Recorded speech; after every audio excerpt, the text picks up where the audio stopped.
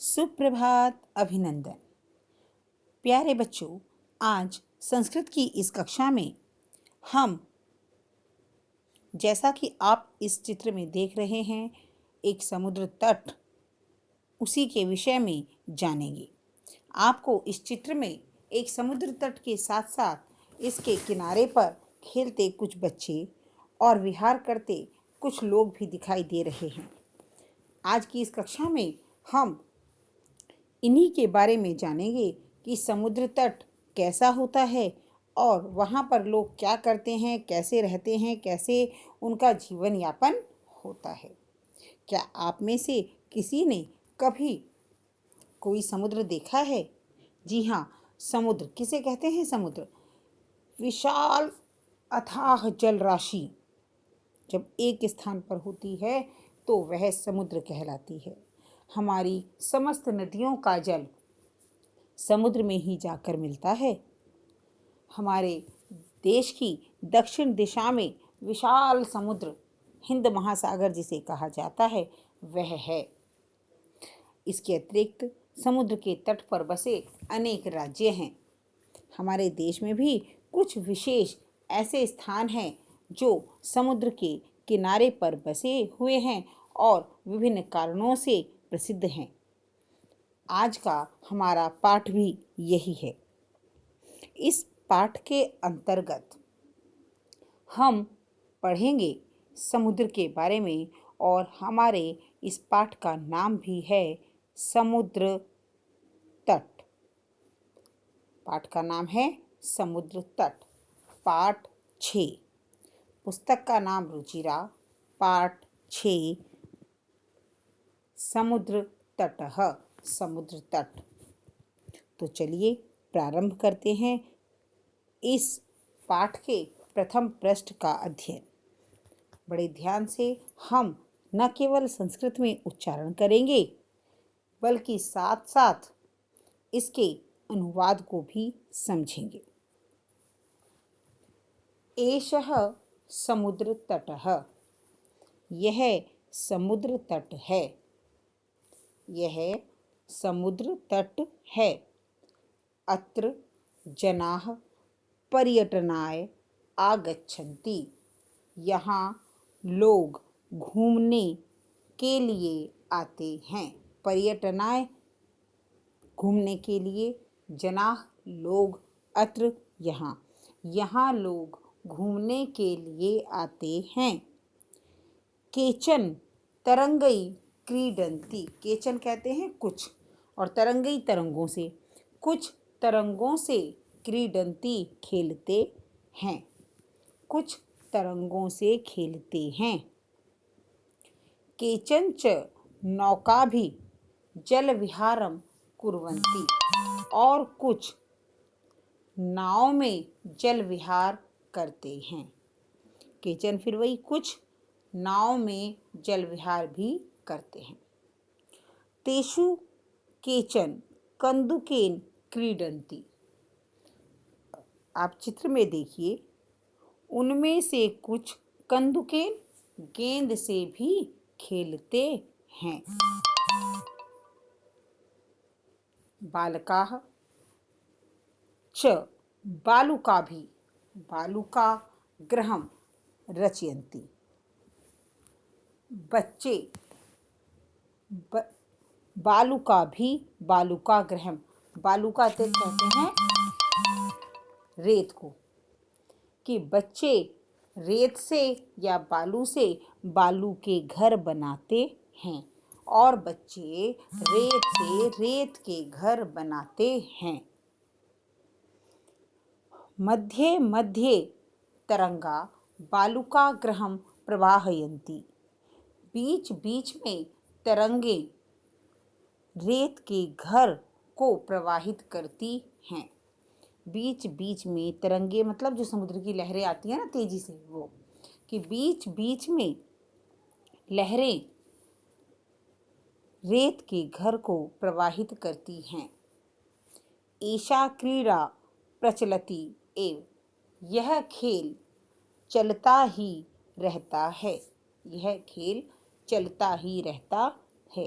क्रीड़ा मतलब खेल। समुद्रतटाः न केवलं पर्यटनस्थानानि, अत्र मत्स्यजीविनः अपि स्वजीविकां चालयन्ति। यहाँ मत्स्य जीवन है कि जो मछुआरे हैं वे अपनी जीविका चलाते हैं, कि समुद्र के कारण ही जो मछुआरे हैं उन्हीं की जीविका चलती है। कैसे? कि वो मछलियाँ समुद्र से मछलियाँ पकड़ते हैं, उन्हें बेचते हैं और इससे प्राप्त धन से अपनी जीविका चलाते हैं। अस्माकं देशे बहवः समुद्रतटाः सन्ति। जैसा कि मैंने आपको पहले बताया वही बात है। अस्माकं देशे, हमारे देश में बहुत से समुद्र तट हैं।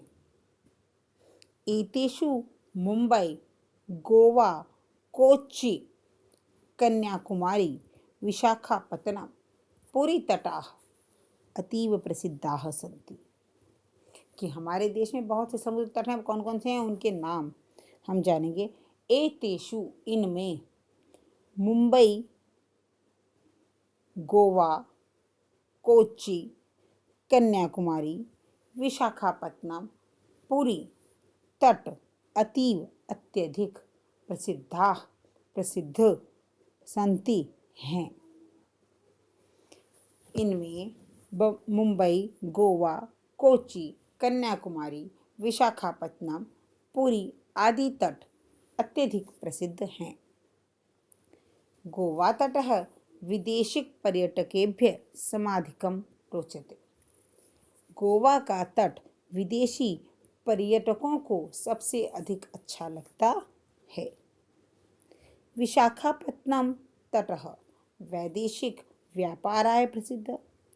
विशाखापत्तनम का जो तट है वह विदेशी व्यापार के लिए प्रसिद्ध है।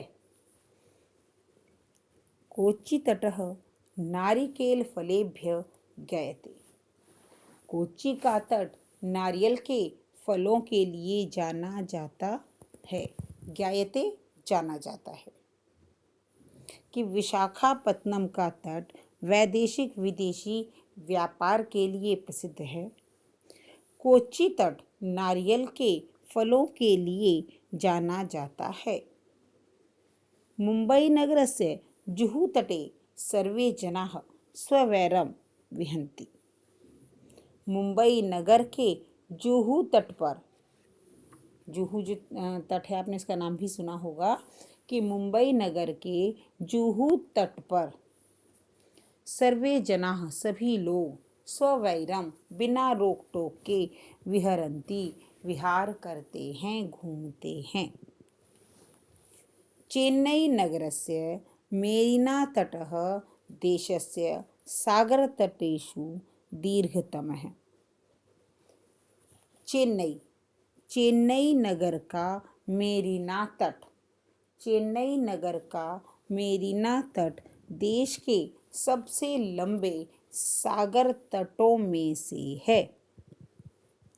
देखिए, हमने अब जाना कि कितने जो तट हैं हमारे भारत में, बहुत से स्थान हैं जो समुद्र के किनारे स्थित हैं और अपनी अपनी विशेष विशेषताओं के कारण प्रसिद्ध हैं।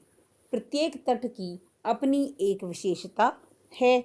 जैसे कि गोवा तट, गोवा के किनारे जो विदेशी पर्यटक हैं वह बहुत आते हैं। वह तट उन्हें बहुत अधिक आकर्षित करता है। फिर दूसरे तट की हमने बात की, कोच्चि का तट।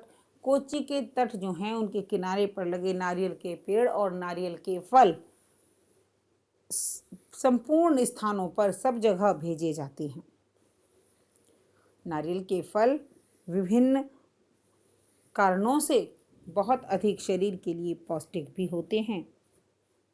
और मुंबई नगर में तो आपने देखा होगा कि जुहू तट जो है वहाँ लोग मॉर्निंग वॉक यानी कि सुबह की सैर के लिए भी, वैसे भी घूमने, उसका नज़ारा देखने भी वहाँ पर इकट्ठे होते हैं, इधर उधर घूमते हैं और मज़े करते हैं।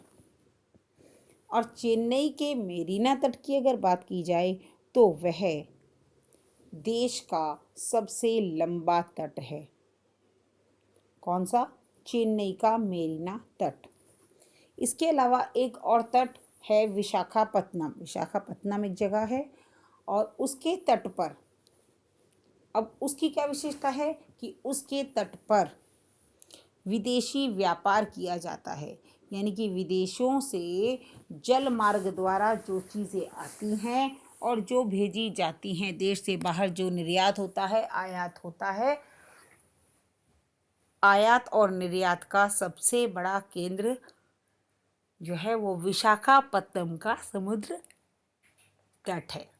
इस प्रकार हमने जाना कि यह समुद्र तट न केवल मनोरंजन की दृष्टि से अपितु खान पान की चीज़ों के लिए, व्यापार के लिए और विदेशी पर्यटकों के लिए बहुत अधिक रुचिकर होने के साथ साथ फ़ायदेमंद भी है। आप इन दोनों पैराग्राफ्स को, इन दोनों अनुच्छेद को बड़े ध्यान से पढ़ेंगे और एक एक पंक्ति का अनुवाद अपनी उत्तर पुस्तिका में लिखेंगे। आज के लिए इतना ही। धन्यवाद।